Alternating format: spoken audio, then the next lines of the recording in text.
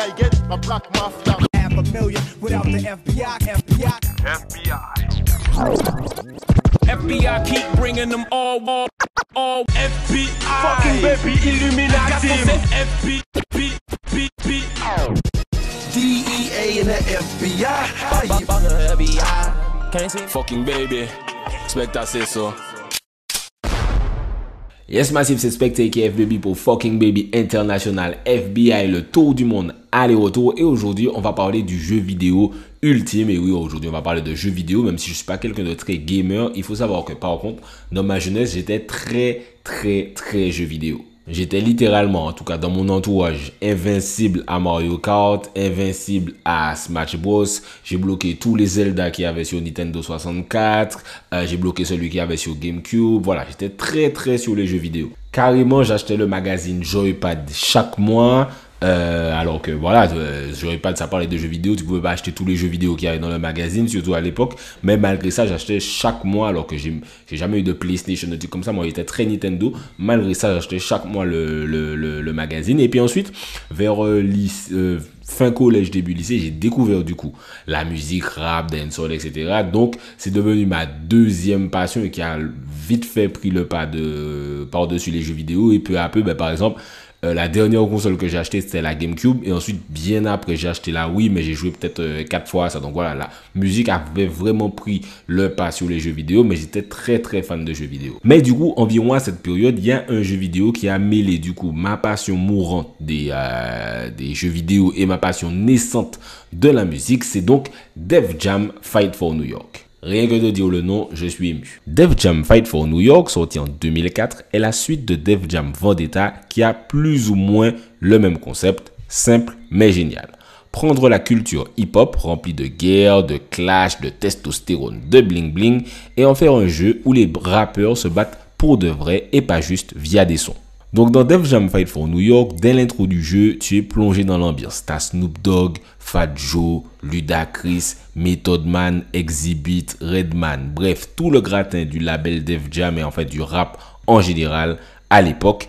Et là où on se sentait encore plus impliqué, donc nous, je dis Martiniquais, Caribéens, sûrement les Guadeloupéens aussi, il y avait motherfucking Sean Paul et Elephant Man dans le jeu. Donc je replace qu'on est genre en 2004-2005, donc c'est vraiment la période où Sean Paul et Elephant Man, ce sont les Don Dada du dancehall international. C'est-à-dire que tu as déjà des gars comme Vybz Kartel, etc. qui font le taf en Jamaïque, mais à l'international, le boss c'est Sean Paul et juste après lui c'est Elephant Man. Donc les voir dans un jeu vidéo de combat se battre avec Snoop Dogg, etc., c'est vraiment un truc de malade. Pour replacer à l'époque, c'est vraiment littéralement comme si maintenant tu prenais un jeu vidéo de combat et tu mettais Vybz Kartel qui se battait contre, je sais pas, Patrick, mais bon voilà, les Migos, un truc comme ça quoi. Imagine t'es là, t'es jeune, qui fait de son adolescent et d'un coup on te sort un jeu vidéo avec tes rappeurs préférés qui se battent. C'était vraiment génial. Parlons un petit peu du système du jeu, c'était super bien pensé parce que ça aurait pu être un jeu vidéo avec des rappeurs et c'est nul. Pourquoi c'était bien pensé? C'était pas du Tekken ou du Mortal Kombat pour ceux qui s'y connaissent un peu en jeu vidéo, c'était pas du Street Fighter non plus, mais c'était effectivement du Street Fight.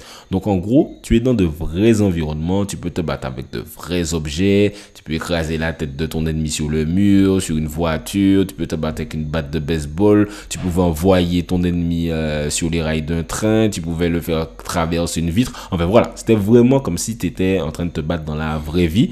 Et là où le système est bad, c'est que pour battre ton adversaire, il fallait lui donner un vrai, comme on dit, un gros coup. Tu vois, faut que tu bailles un vrai tape. Tu peux pas juste lui donner une pichenette pour le mettre KO. Car c'est frustrant parfois dans les jeux de combat de prendre un KO avec, je sais pas, un coup de pied sur ta main et puis ton adversaire t'es KO alors que dans la vraie vie, tu serais jamais KO parce qu'on t'a donné un coup de pied sur la main. Tu pouvais également créer ton joueur, lui apprendre des techniques, le faire pécho Lil Kim ou Carmen Electra, l'habiller. Voilà, le mode histoire était génial.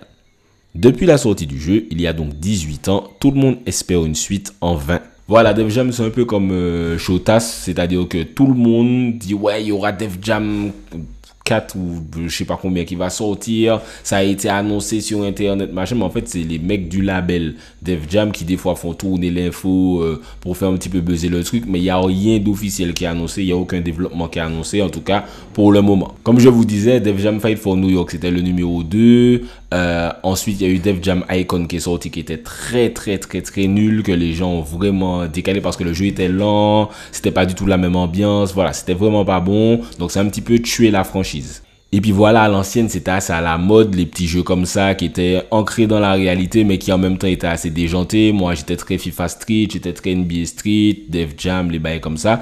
Et c'est vrai que maintenant, bon, j'ai l'impression que ça se fait de moins en moins. Il y a eu la grosse période Pro Evolution Soccer, Call of Duty, et je pense que ce genre de jeu un petit peu plus fun est malheureusement un petit peu passé à la trappe, quoi. Et c'est dommage en vrai parce que s'il devait y avoir un nouveau Def Jam, ce serait super lourd, surtout en France, surtout avec tous les clashs qu'il y a eu dans les 10 dernières années. Tu vois, Caris contre Booba dans Def Jam, ça aurait vraiment été un truc de ouf. Même en Amérique, tu vois, les Migos contre Chief Keef, tu aurais vraiment, je pense que ça aurait créé encore plus un engouement qu'à l'époque. Ils auraient peut-être pu essayer d'avoir la licence de Tupac et de Biggie. Voilà, on aurait vraiment pu faire un truc de malade avec Def Jam. Il aurait fallu que ce soit vraiment un jeu parfait parce que si le jeu était pas bon, par contre, on l'aurait allumé. C'est vrai que ça aurait été dur aussi niveau licence, niveau droit d'auteur, etc. Parce qu'il y avait beaucoup de musique de rap. Pour utiliser l'image des rappeurs, c'est vraiment tout un délire aussi.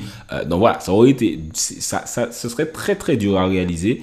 Mais culturellement, s'il y avait un nouveau Def Jam, ça aurait vraiment écrasé avec les rappeurs français, les rappeurs Kerry. Puisqu'en plus, entre-temps, il y a le label Def Jam France qui a ouvert avec pas mal de grosses têtes qui ont eu l'occasion de signer dessus. Bon, elles ont signé, elles sont parties.